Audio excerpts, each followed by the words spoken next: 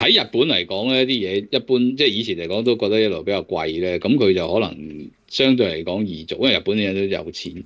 但係如果你一打入去一啲譬如大陸啊咁，或者香港而家都係啦，即係薄利多銷做爛事咁嘅格局嘅時候咧，就同佢傳統有嗰啲咁嘅，即係你賣家品啦，咁啊垃圾嗰啲鋪比咧，就冇乜優勢啊！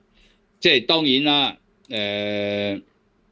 你同一啲即係一個幾毫10蚊店嗰啲比，咁個質素會都睇得到有啲分別啊。但係類似嘅競爭對手唔少咯。將日經同佢比啦，係即係你買日股你都要比較一下，即係呢隻嘢。咁大家同 scale 比啦，就係又係一大格係10倍咁樣啦。你睇到佢就走勢都吻合嘅啊。咁你變咗呢隻嘢咧，如果你真係譬如話日股同佢揀，你要做佢咧，你就要捉一啲位啊，即係。